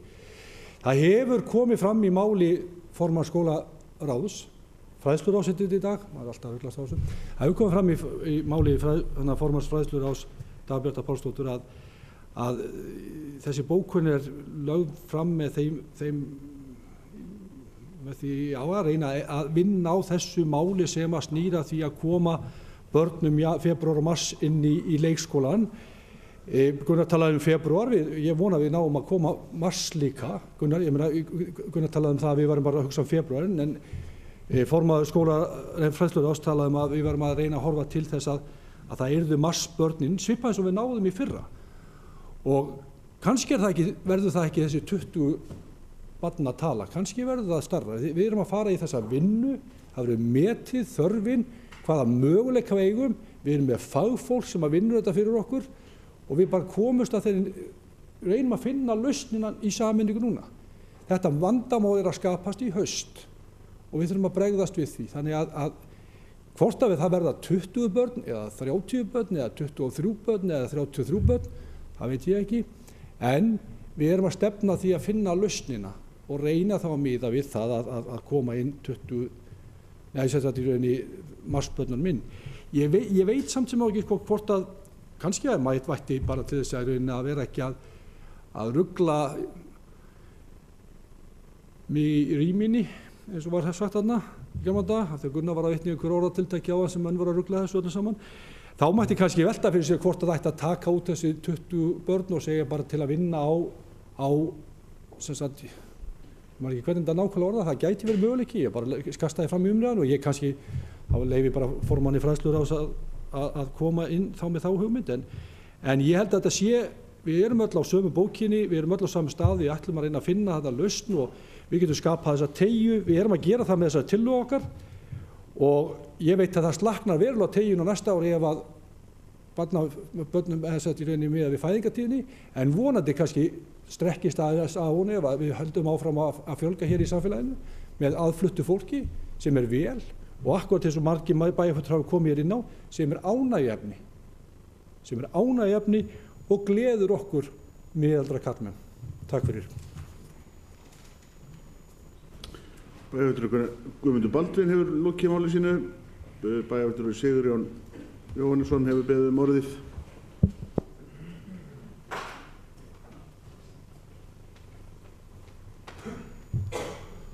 Forseti, ágætu bæjarfulltrúar. Það eru svona vísbendingar það að hugsanlega gæti bara fjölgað meira hérna í bænum. Það er verið að byggja upp stóran atvinnuveg á Húsavík. Það er verið að bæta samgöngur hérna á milli. Í þessari viku verður slegið gegnum Vaðlaheiðargöngin. Þá líður í það það bil 15 mánuðir, þá getur þau verið orðin fær fyrir okkur, notendur. Þannig að það má alveg búast við því og það var rætt á sínu tíma þegar það var talað að byggja upp svona orkufrekar iðnað Húsavík fyrir áratug eða rúmlega það þegar það var að ræða staðarval á því að hugsanlega yrði hluta afleitur störfum hér í Eyjafirði og ég held að það sé og ég hef engar tölur það í sjálfu sér í dag en við erum að gera ráð fyrir því samt. Við erum ekki, þetta sveitarfélag er ekki eyland, það er ýmislegt sem gerist í kringum okkur og fólk vill búa hér þó að sé að vinna jafnvel út fyrir bæinn. Þannig ég held að við ættum ekki að gera ráð fyrir því að það fækki, við verðum að hafa allavega þennan sveigjanleika að geta þó tekið á móti fleiri börnum.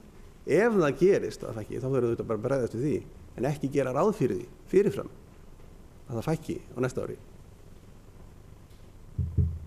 Og ég held að það sé ósk okkar flestara hérna inni, allra, og flestara bæjarbúa að bærinn okkar vaks við dafni. Og þá verðum við að hafa þennan sveigjanleika og það getur vel verið að bak við tjöldin hafi kerfið verið búið að bregðast við eins og hefur komið fram hérna. En það þarf oft á tíðum að einmitt eins og einhver sagði að það er ekki hægt að gera þetta í Excel-skjölum en okkur hættir svakalega til þess að líta árgangana og að framreikna okkur línulega. En síðan gerist þetta og þetta er að gerast í mörgum sveitarfélögum, öðrum. Það eru sveitarfélög í kringum höfuðborgarsvæðið, Suðurnesjunum og Suðurlandi sem eru að fást við mikla íbúafjölgun. Þannig að vandinn á þeim getur allavega verið minni en okkar. Takk fyrir. Bæjarfulltrúi Sigurjón Jóhannesson hefur lokið máli sínu. Orðið er laust.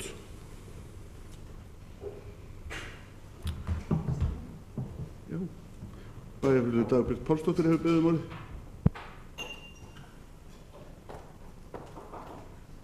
Forseti, ágætu bæjarfulltrúar, bara til að fara aftur með smá orðalagsbreytingu yfir bókunina. Bókunin hljóðar þá svo: meirihluti bæjarstjórnar Akureyrar hefur ákveðið að skoða til hlíta leiðir sem áður hafa verið ræddar til að nýta húsnæði grunnskóla Akureyrarbæjar og fagþekkingu leikskólastigsins með því að setja upp tilraunaverkefni með stofnun 5 ára deildar í húsnæði grunnskóla með sambærilegum hætti og gert hefur verið með góðum árangri í Naustaskóla. Með þessu opnast leið til að taka til viðbótar fleiri börn inn í leikskólana og fækka börnum á biðlista. Þessari vinnu verið flýtt þannig að hægt verði að meta kostnað við aðgerð sem þessa og taka ákvörðun sem fyrst. Það er von okkur að víðtæk sátt náist þessa leið. Takk fyrir. Bæjarfulltrúi Dagbjört Pálsdóttir hefur lokið máli sínu. Bæjarfulltrúi Gunnar Gíslason hefur beðið orðið.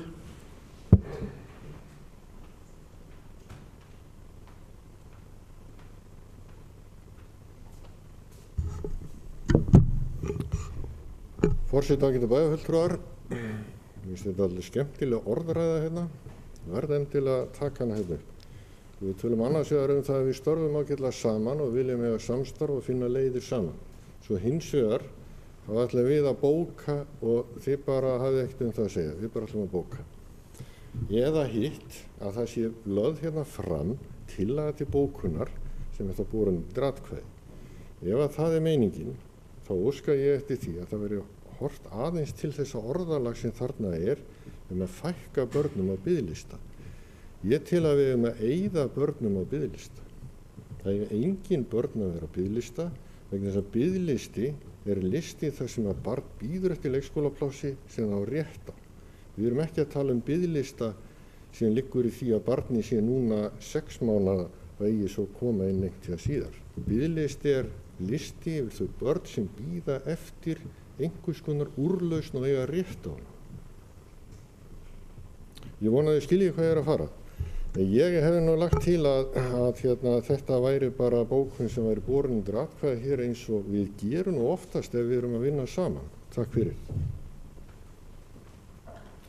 Bæjarfulltrúi Gunnar Gíslason hefur lokið máli sínu. Bæjarfulltrúi Guðmundur Baldur Guðmundsson hefur beðið orðið.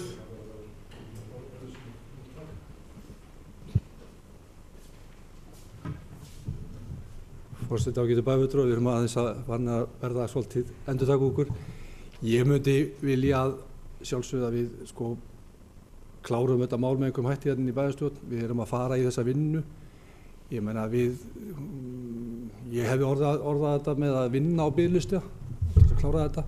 Við ætlum að leggja þessa fram þessa bókun til þess í rauninni að bregðast við þeim vanda sem er komin upp. Jú, við erum bara að eiga þessa umræðu hérna og við erum greinilega öll á sömu bylgjulengd og erum á sömu línu. Þannig að ég meina hvort við eigum að fara með þetta inn sem, ég bara veit ekki nákvæmlega hvað þetta er best að gera. Ég hefði kannski bara viljað að við tækjum smá bara hlé og fengjum aðeins að ræða þetta hvernig við viljum taka þessa bókun áfram. Ég held að það sé alveg bara, við þurfum aðeins að átta okkur á því hvernig er best að ljúka þessu máli. Þess að ég vil að við göngum hérna út með þau skilaboð til samfélagsins að við ætlum að takast á við þennan vanda. Og ekki bara meirihluti, heldur bæjarstjórn öll. Og við höfum verið að tala það hér öll að við viljum endilega vinna saman að því að finna lausnina. Þannig að ég er svona aðeins pínu ruglaður í það hvernig er best að ljúka þessu máli. Þannig að ég spyr forseta hvernig hann sjáu fyrir sig að ljúka þessu máli á þess að við aðeins fáum að taka smá debatt það. Á þess að standa hér í ræðustólum fram og tilbaka. En það er það er vald forseta í þessum sambandi. Takk. Bæjarfulltrúi Guðmundur Baldur Guðmundsson hefur lokið máli sínu. Ég legg til að við gerum 5 mínútna hlé á fundinum og rennum aðeins yfir málin. Það er þess hlé.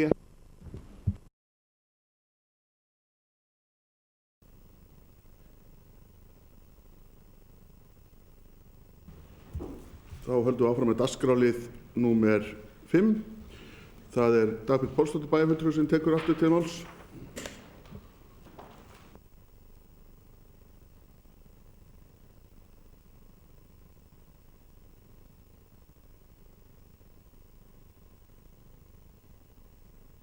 Stjórn Akureyrar hefur ákveðið að skoða til hlítar leiðir sem áður hafa verið ræddar til að nýta húsnæði grunnskóla Akureyrarbæjar og fagþekkingu leikskólastigsins með því að setja upp tilraunaverkefni með stofnun 5 ára deildar í húsnæði grunnskóla með sambærilegum hætti og gert hefur verið með góðum árangri í Naustaskóla. Með þessu opnast leiðir til að innrita fleiri börn í leikskólana. Þessari vinnu verið flýtt þannig að hægt verði að meta kostnað við aðgerð sem þessa og taka ákvörðun sem fyrst. Það er von okkar að víðtæk sátt nást þessa leið. Takk fyrir. Bæjarvaldur Dagbjört Pálsdóttir hefur lokið máli sínu. Vill einhver tjá sig þessa bókun? Þá göngum við til atkvæðagreiðslu þess að geta stutt þessa bókun vinsæls gefið merki. Það eru allir.